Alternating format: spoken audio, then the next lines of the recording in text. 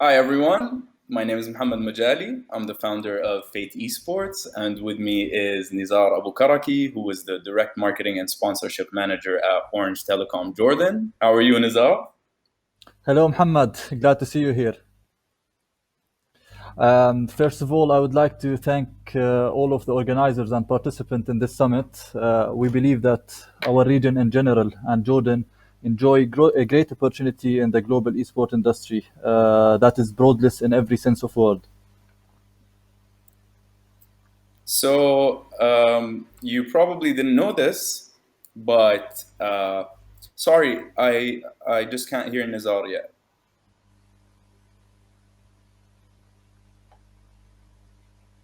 Can you hear me now? Yes, I can hear you now. Yeah, Okay, perfect. we're going to be shedding some light on the FATE and Orange Jordan partnership today, which started in November 2019.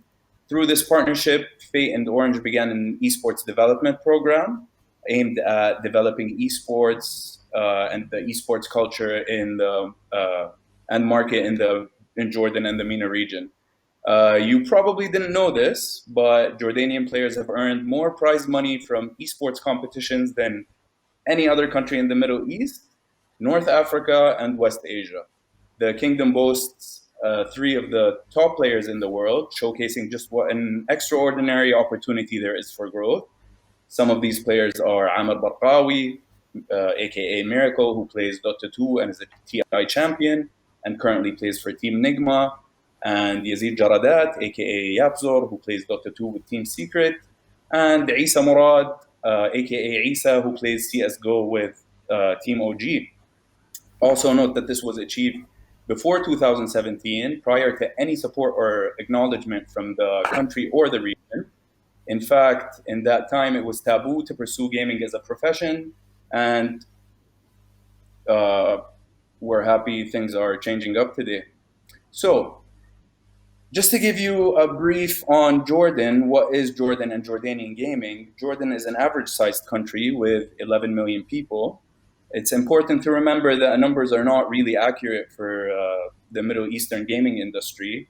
One number that is accurate, though, and that most statistics agree on, is that gaming is a $4.4 billion industry in the Middle East and is increasing by 25% each year. So I can't give specifics on the gaming market size, and a lot of what I say is based on our past 3 years of experience. Um, so if you want me to give you a breakdown of the most popular games, I believe that multiplayer battle arena games and shooter games are the most popular games in the Middle East. And I think this is a good time to pass this on to Nizar, and he can give you a bit more information about gaming and the gaming youth in Jordan and our part of the world. Sure, Muhammad. Actually, several players and game developers in Jordan have been able to turn their hobbies into professions. The success of developers and athletes has paved the way for the nascent industry and the community that is expected to grow in the thread over the next years. On the other hand, brands and institutions have started to pay more attention to this promising sector. For instance, the Jordan Esport Federation and Jordan Gaming Lab, which is an initiative launched by King Abdullah II Fund for Development that serves as an incubator for them and their projects. We are already witnessing big changes in the perception of gaming, and that's only the beginning. Our plans for esports focuses on two main axes: developing the industry, and the second by supporting gamers. Thank you, Nizar. Now, before we get into the main topic, I'd like to give you all a brief introduction to Faith and myself. Orange, on the other hand, is a multinational telecom company with 266 million users. So I'm sure many of you already know about Orange. And for those of you who don't, Nizar will take over and explain more in a bit. So in 2017, I was working in between Jordan, the GCC, and Los Angeles, mostly in producing music videos, corporate videos, live advertisements, and live live broadcast sports. I started reading about top esports talent and players coming out of the Middle East, and wanted to interview some of these players for a documentary. I started from scratch, going from gaming cafe to gaming cafe, and meeting up with different players. After speaking to a good amount of talented people and learning more about the industry, I became hooked and completely switched gears from video production, sold most of my production equipment, and founded FATE along with my partners Omar Maaya, Hazem Bawab, and most recently Yazan Jarab. So FATE is an esports organization based in Amman, Jordan, and we've scouted and developed some of the best esports talent in the world. We started nurturing players in the Middle East, specifically Jordan, Kuwait, and Lebanon. And then we ventured into international esports and the international esports world, and went on to develop gamers and talent in non-Arab countries, including Bulgaria, South Korea, Germany, France, Pakistan, and the United States, among others, of course. Today, our Counter Strike team, our Counter Strike Global Offensive team, is one of the top 37 in the world according to HLTV's ranking system, and top 18 in the world according to the Valve Regional Major rankings. Our Tekken 7 team is top 2 in the world, and most recently, we reached the grand finals of the Tekken World Tour, which was in December of 2019. So as our brand started growing, we decided to use our name to develop esports in our region, and began consistently creating immersive esports experiences, so esports and gaming experiences and activations with endemic and non-endemic brands. And we started with forward-thinking brands like Orange Telecom. And before I go to Nizar and Orange, I'd like to play you a quick video highlighting some of our work prior to January 2020.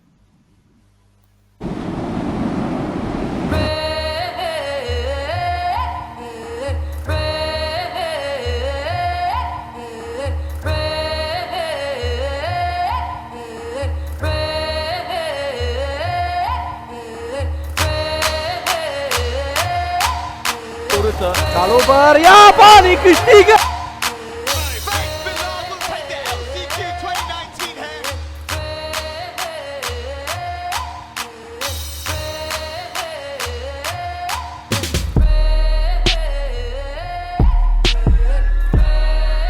Još jednom, double magic. FATE Global Master Invitation here in Amman, Jordan. That's a big kill from Double Magic onto Frozen, and Kerrigan has been stiffed out at log, so.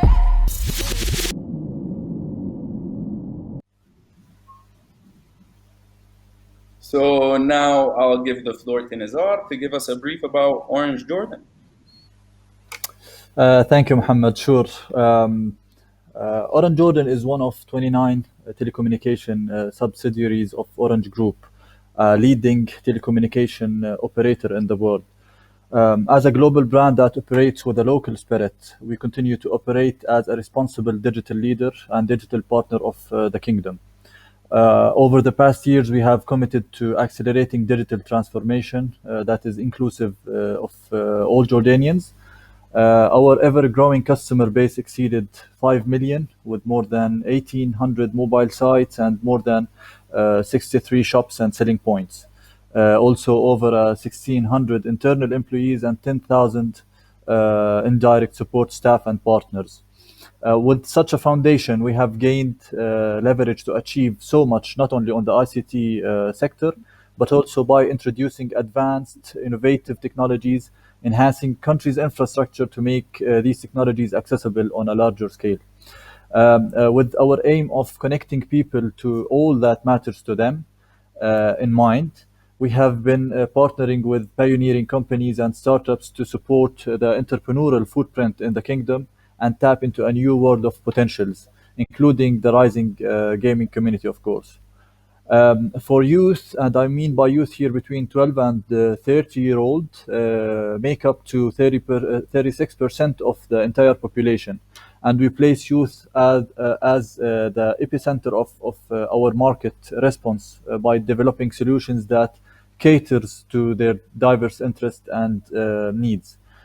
In addition to our plan and CSR strategy, of course, by supporting their innovations to drive a digital economy. So, Orange Jordan, as a telecom company, provides integrated telecommunication of fixed, mobile, and internet services. The company especially focuses on providing unmatched connectivity through its next generation networks, which include LTE, fiber to the home, fiber to the business, and IP multimedia subsystem. Fiber to the home is covering more than 500,000 household by the first quarter of 2020. Incredible high speed and quality are serving as the backbone of great gaming experience, especially as streaming live content now gains popularity. Uh, the mobile packages, which include 4G and 4G plus, we also ensure that players on the go can continue gaming at all time. I think I can summarize that there is no place for lag rage with Orange Jordan. So, to tell you more about the traditional gaming marketing methods before being involved in esports, marketing methods were reliant on traditional advertising and marketing to gain visibility. This meant dealing with gamers as a segment. Today, gaming is not a niche market. We consider the biggest shift in marketing for all rather than for a segment by reaching gaming developers and potential talents through several channels. Uh, Gamers are our starting point to gain consumer based insights. Marketing methods correspond with our vision, global trends, and consumer demands. Due to the hyper connected communities we live in, non-linear marketing is on the rise. Uh, More connectivity means more interactivity. And here, cross communication is replacing traditional gamer marketing methods. The rise of video marketing goes hand in hand with the growth of gaming, as we can see. Video content promotes more engagement and influences more consumers. Our leading position as the provider of the strongest and fastest internet in Jordan enables us to embrace the change by understanding the gaming experience, opportunities, and challenges, and envisioning an enhanced ecosystem for esports, especially through our partnership with FATE Esports. We have a wide range of digital solutions and infrastructure that covers the kingdom. We are moving from traditional marketing methods to full service digital marketing. Games and consoles have changed. Video games are more visually advanced. Online games and Wi Fi powered consoles connect players from all over the world. While reaching gamers used to require marketeers to create an entire branded video game, big brands are opening to influencer marketing, product placement, and native advertising. For example, just look at Fortnite. The strategy to market the game has surpassed the traditional modes of marketing by relying on influencers and promoting content creation. Uh, so, the floor is yours, That's Muhammad. that's very true.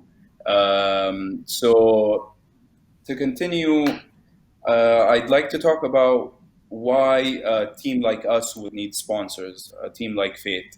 So, just like any team in traditional sports, whether it's Real Madrid, Arsenal, Juventus, the Boston Celtics, sponsorships and partnerships with brands are essential for the growth of our organizations. To provide our teams with the necessary tools to create a truly top tier gaming environment and give players a chance to showcase their talents to fans in the gaming world.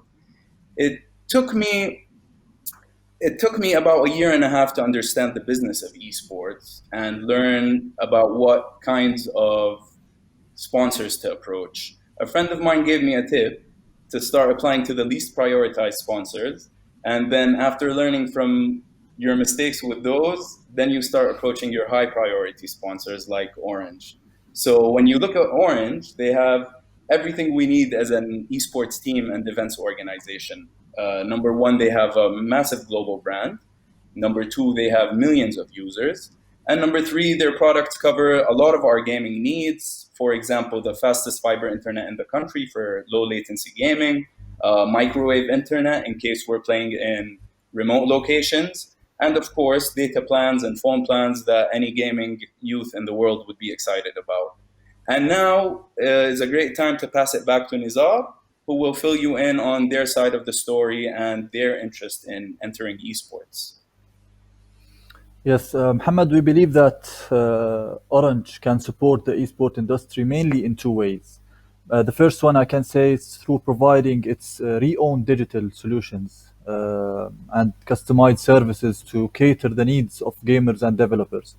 The second one is by partnering with local esport organizations in order to help talents, players, and developers in placing Jordan as I can say a regional hub for esports, as well as spreading a culture of professional growth and innovation in this field. Our decision, of course, is driven by new digital and mixed experiences, the fast growing base of gamers, in addition to the opportunity to reach the large Arabic speaking audience and address the fragmented landscape. So, Jordan has already been doing a phenomenal job in entrepreneurial projects, and games should not be an exception, of course.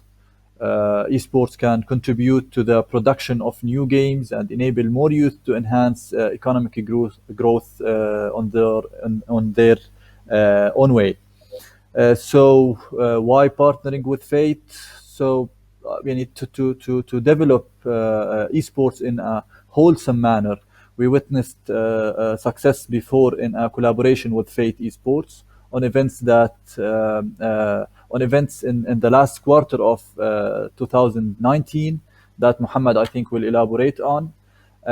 Fate Esports is one of the companies participating in the seventh season of Orange Jordan's Business Growth Accelerator program, BIG, to support youth entrepreneurship that can transform the esports scene in the region. We decided to partner with Fate.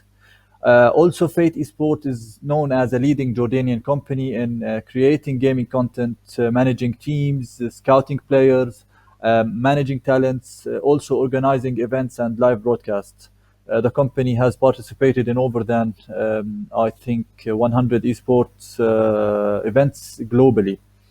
So our partnership will lead to the development of a world-class esport training facility at the Orange Digital Village in Amman, in Jordan, a necessary step to support the gaming community. We are aiming at enhancing the ecosystem, supporting developers and talented players, and hosting gaming events. Since Fate has been focusing on Arabic-speaking audience, we are also hoping to promote accessibility to esports by creating more relatable experiences. Those who can play know what makes a gaming experience great. So, who better than our youth to expand esport in the country and region? Thank you, Nizar. So there you can see exactly how Fate and Orange are meant to be. We serve the same demographic and would be great partners in developing esports and gaming youth, and together create captivating esports gaming events for the current and coming generations. So just as we were coming to approach Orange with our sponsor deck, they announced the new season of their company accelerator program called Orange Big. And we believe that applying would be the best way to connect with Orange and hopefully create a partnership beyond the sponsorship. So we applied, and thankfully we got accepted. And from there, we went on to pitch our idea to Orange, who were very excited and had many great ideas of their own for esports. And Nizar has already mentioned a lot of them. So we had a number of puzzles to solve before we were able to achieve a truly sustainable esports and competitive gaming environment. Mainly, a consistency in how often the players can compete and make a real living off of competing in esports. So we decided to start as follows. Number one, create a consistent flow of esports events and competitions in different game genres for Jordan and the Middle East. Number two was to build a state-of-the-art esports training facility in the Orange Digital Village, which Nizar mentioned, here in Amman, to give young esports athletes a chance to train and practice with other world-class players and coaches. And number three was to create gaming content and activations geared towards Arab-speaking gamers. So before officially partnering up, we decided to tackle one of the main obstacles stunting the growth of esports in the country and the region, which is the lack of attention we gain from game developers and the gaming industry, which I can understand being in a smaller country. But the FATE Global Masters was the solution. So the FATE Global Masters is an invitational event we held in Jordan in November 2019. We wanted to remind Arab gamers that we are capable of competing on the world stage and connect the millions of Jordanian gamers with their professional gaming heroes. FATE is well established in the Tekken scene or the Tekken community, and Tekken 7 is a game with a large following in Jordan, so it was an easy choice. Orange was especially hesitant about taking on an event with a large audience, as this kind of event is or was uncharted territory. So we decided to make the event available only for a online live streaming audience. This also gave us the chance to create an intimate competitive gaming atmosphere. We used our network and contacted the top Tekken organizations in the world and offered them all an all expenses paid trip to Jordan. We also had the help of the Jordan Tourism Board and Mountain Dew, and the players that came included V/Arslan Ash, who's the Evo Las Vegas champion and the Evo Japan champion, and Rox Dragon Knee, who's the Tekken World Tour champion. A lot of this you can already see on the slideshow playing, by the way. You can see pictures of that.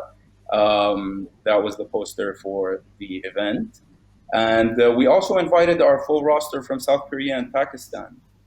We then held a qualifier tournament for Jordanians only and offered the 3 winning locals a rare chance to compete against the best in the world on location here in Amman. The tournament saw hundreds of amateur Jordanian gamers register and thousands tuned in to watch it online. We then ran a very successful marketing campaign with Orange on social media before the pros arrived in the country. And I'll show a video of that right now.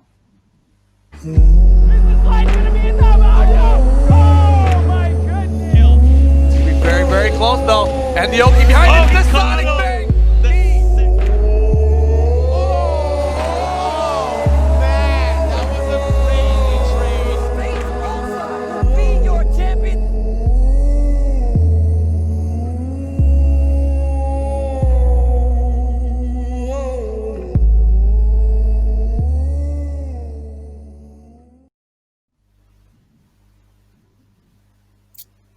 Hope you enjoyed that. So a few weeks later, after our marketing campaign, the players arrived in Jordan. We started their trip off to one of the 7 wonders of the world, Petra, and the athletes posted pictures and videos to millions of people. This was also part of our agreement with the other main sponsor for the event, which was the Jordan Tourism Board, who made the entire process a breeze and a great experience for us and the players.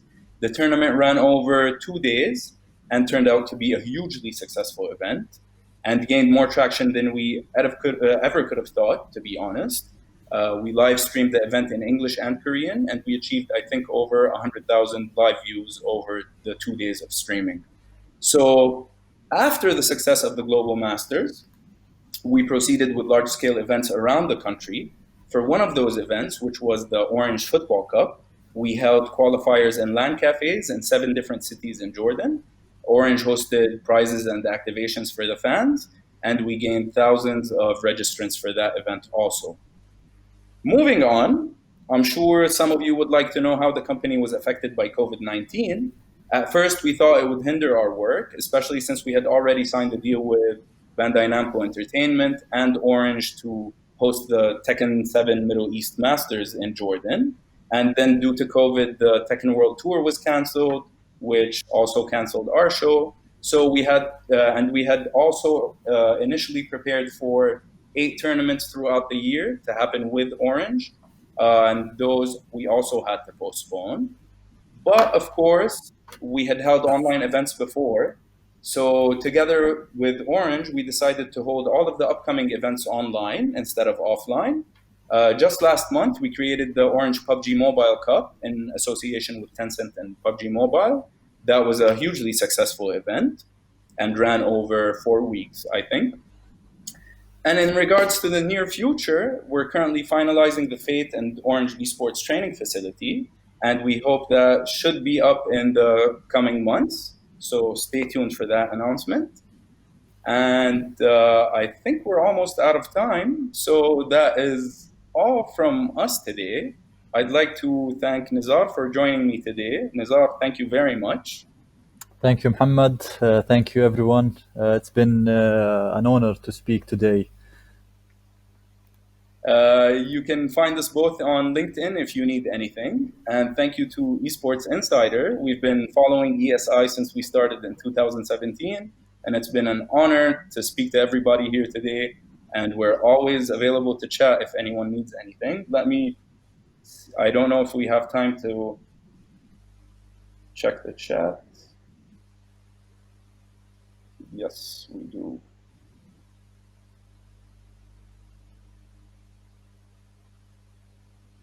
What are the biggest, one of the questions is, what are the biggest difficulties you face in terms of acquiring sponsors in the region? Well, today it's changed. A few years ago, it was extremely hard because no one had heard of esports. And I can say no one was taking esports as seriously as they do today. It took a while for things to pick up. We did play a part in that. We tried to educate brands and esports athletes on the fact that this is a real thing and it is growing. So today it's a bit different and it's a bit easier to speak to brands about sponsorships. But yes, it used to be, we used to have huge difficulties speaking to or convincing sponsors to sponsor us. But honestly, after COVID-19, a lot has changed because a lot of companies had to turn from offline events to online events. And that's where I think esports started picking up.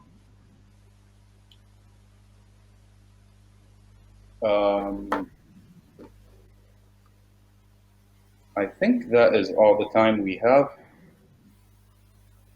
Let me just check. I think this question is, what about expanding to other markets worldwide? Sorry, I can't read the full question. I'm going to take another one, sorry. Do teams in the Middle East?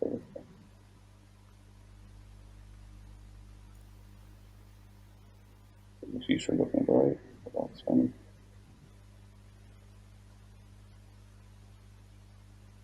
Yes, some of the questions I can't expand. Sorry about that. You can also always reach out to us on LinkedIn. I'm always available. So if you have any questions we can answer, I'll definitely answer them there. Of course. Because I think we are out of time. So thank you very much. Thank you, Mohammad. Thank you, Nizar.